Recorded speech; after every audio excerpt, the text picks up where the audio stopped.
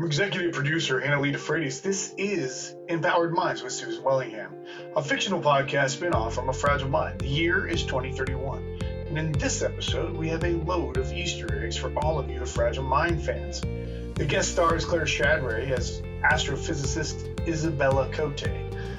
Do you know who she is in the mainline story? Have you put the pieces together? Starring our all-alliteration team of Jenna Jane as Susan and Molly McGill as Cam.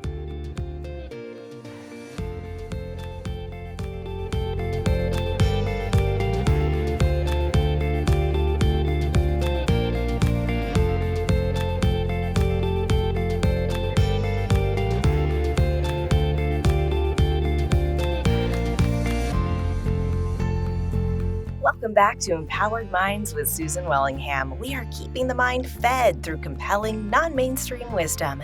Cam, what's our hydration word today? We're switching it up. Today's hydration word is ripple. Ripple, like the little waves our words send out into the universe. Or like when you drop your water bottle and it rolls under the desk, ripple. Cam, always keeping us grounded and hydrated. Thank you. What or who is on the docket today? I like how you set me up for success, Susan. Today, we're meeting with someone special. We're going to learn some fringe conspiracies today and so much more. I'm excited. We're probably going to get in trouble for this one. Oh, we are? Let's cause some trouble. Today's guest is someone I've been excited to bring on. Dr. Isabella Cote is an astrophysicist with a passion for alternate cosmologies. She's studied the Anunnaki, the Omega Wave, and perhaps most fascinating, she's married to a telepath. Isabella, welcome. Thank you, Susan. I'm thrilled to be here, rippling into your audience consciousness. Hydrate. Nice. She used it first. That's pro-level hydration branding. Let me bring you up to speed on what our audience knows so far and we've come to understand. Our first guest, Dr. Harrington, connected telepaths to the Anunnaki. I want to hear your perspective. How is Andrew? Oh, he's good, I think. He was nervous, but they had just published a discovery at his Caltech think tank, so he was on cloud nine. Good for him. Haven't talked to him in years. Might grab a drink with him. Dr. Cote, what is this correlation between ancient aliens and humans? The Anunnaki aren't just mythic overlords. Many texts describe them as engineers of resonance. They may not have seeded life, but they tuned it like stringing an instrument. So, ancient aliens were basically intergalactic sound engineers? If you like, except their soundboard was the brainwaves that humans produce. Let me give your audience something fun to start out with. We all know Homo sapiens, right? Of course. And Neanderthals, Homo erectus, these are the basic humans. We can even go back to the Denisovans and Cro-Magnons, right? Yes. I love this already. There are at least 10 different versions of humans that have existed on Earth, including small-bodied species found in the Philippines and Indonesia. But then there are the Anunnaki. Not human, but something else. Nephilim, which could also be Anunnaki or could be the product of Anunnaki and humans procreating. There's more, like Pleiadian people, the Atlanteans, Lemurians, Hollow Earth humans. But you don't believe all of them existed, right? Right, Dr. Cote? We all believe in evolution. Most smart people believe in Darwin's survival of the fittest and the evolution from there, right? Technically, evolution happens when the fittest or strongest of a species mate and create super versions of their own species. If that was true, in the same time that humans have evolved from simplest forms to what we are now, why haven't lions advanced at all? Or elephants? Or sharks? Or birds? Could it be that every species at the same time is the strongest they'll ever be? How is that possible? Why can't we see the evolution of anything, any animals at all? But humans are continuing to evolve at a rate that is so much faster than the rest of the mammal kingdom. Cam, Me? I can't answer that. It's an impossible ripple effect. Hydrate. Today's hydration word is brought to you by H2O for You, a new take on 3 molecules. Why did it take us thousands, if not hundreds of thousands of years to invent the wheel? Speak, create fire. That's a great question. I don't know the answer. There had to be some sort of divine occurrence to accelerate humanoid evolution. Anunnaki is the most logical. Every ancient text references the Anunnaki or Anunnaki. Dr. Harrington told us all about that. He could be in trouble for that. We could sense that. The theory that some of my colleagues share with me is that the Anunnaki gave certain factions extra mental capabilities. These EMCs, like telepathy, can only be triggered by certain people. You can't see who they are. I can't see who they are, but there are some that can, and they're out there. We know they're out there, Doctor. I've written 3 books on them, and I intend to find Stephanie Joy Bradley. She's the final piece to my telepathic puzzle. The final ripple. Hydrate. Beat you to it, Cam. If you know it's coming, then it's not much of a got ya moment. Those that are selected possess the ability to access the omega wave. Professor Henrik Novak. You know about him? Dr. Harrington was our first guest, but Professor Novak was our second guest. Huh. Okay, well, congrats on finding him. Thank you. It took a bit more work than I originally thought. Well, if you want to know who are direct descendants from the Anunnaki, they are the ones that can access the omega wave. It's written in their DNA. Wikipedia just told me omega wave is also a Russian workout device. What Professor Novak probably missed out on in all his years of hiding is that vibration theory says everything hums at a frequency. The omega wave is the deepest, most universal resonance. When tapped, it allows the strongest emotional connections to tether to those that are destined to be with or closest to that person. Direct descendants of the Anunnaki.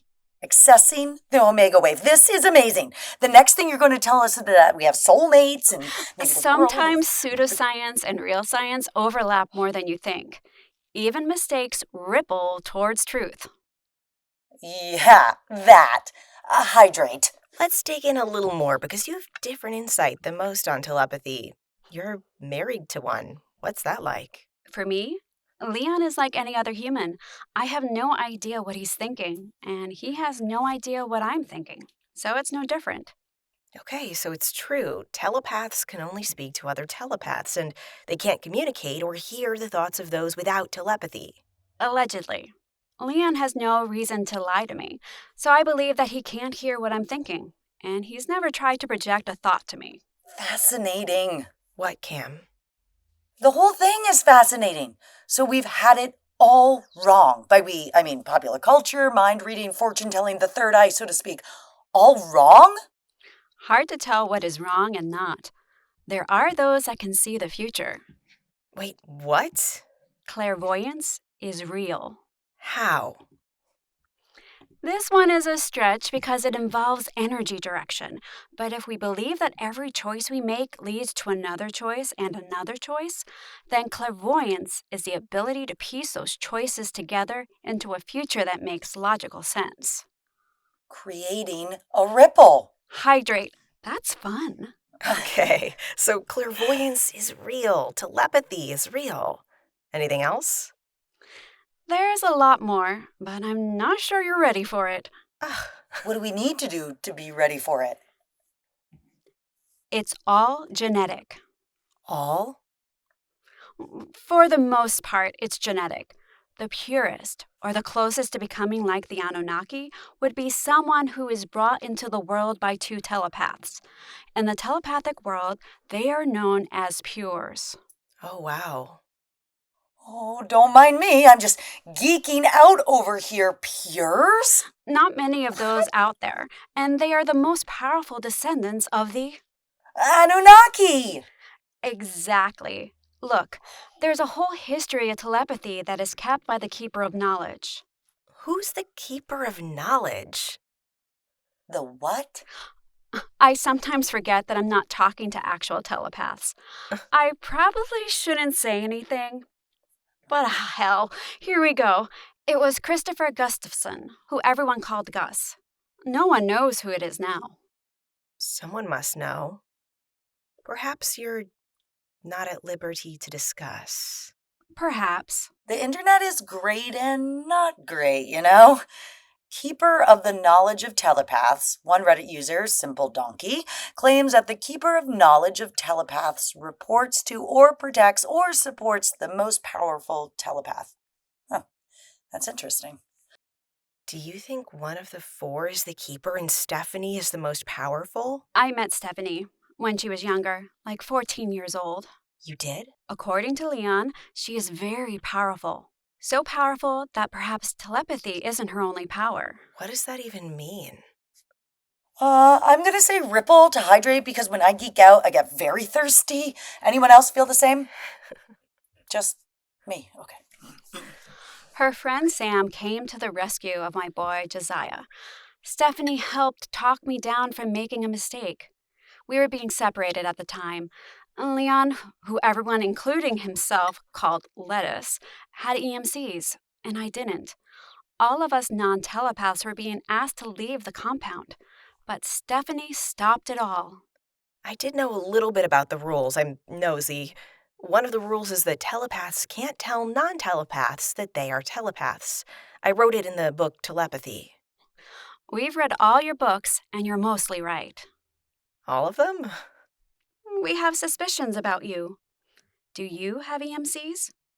You know a lot for someone who doesn't. Maybe someone has broken the rules with you? I get hooked easily when there's an opportunity for a story. Look, most telepaths don't learn that they are telepathic until they're adults. That's a hard rule to follow. Did they make you leave? Stephanie convinced them to allow me to stay. She said that mothers and their children are the most sacred thing on the planet, and that non-telepathic parents of telepaths must remain. Where did this happen? In the free zone, up near Eustis. Makes sense. She was only there a couple of days, but her impact was profound. It wasn't until this year that I finally left. I needed to pursue my life, not his, not theirs, but mine. How did you two meet? We both worked for NMW Inc. I worked with some of the top minds in the world, and Leon was a clinician. He had no idea that he was telepathic. No one did. Then one day, he was being interrogated aggressively, and I put a stop to it. I was his knight in shining armor. I filed for divorce, though he might not even find out since he lives in the free zone. I'm sorry to hear that. Me too. Like I said, I need a new life. I'm going to find my life. Do you have your son? Of course I do. Is he telepathic? Okay, fair enough. Listen, you need to be careful in your search for Stephanie. There are a lot of people that are looking for her. Not just for the bounty, but to study her mind, keep her captive, weaponize her, make her pay for the Nashua Massacre, and more. People are very motivated and will not stop at anything to find her. We know. It's worth the sacrifice to see if my books are closed and to make the knowledge of telepathy more mainstream, you know? If you truly seek her, you'll need to listen where minds go silent. There's a network called The Collective. Start there. The Collective. Thank you, Isabella. Don't thank me. Just know that the ripples of your decision may not be what you want them to be. Understood. Hydrate as well. Cam. Sorry, doom scrolling through Reddit. All right. Before you go, we ask all our guests to share a quote that means something to you. Resonance is remembrance. Every vibration is a memory of what has been and a whisper of what can be. I have no idea what that means. I do. And again, I understand the implications. What can I say? It has truly been a pleasure, Dr. Isabella Cote. Thank you for joining us today. Thank you for having me. We are exploring everything we can about how the mind works and how we are all connected. Do we have EMCs? I don't know. But with each guest, we seem to be getting closer and closer to unlocking it all. Our next guest is Paula Miller. Paula is a child psychologist who worked with Stephanie when she was first learning about whether she was telepathic or not. She has since written the book, Know Your Limits. Dr. Cote, thank you again for joining us. Paula Miller? That's an interesting one. Thank you. I booked the guests. Best of luck in your search.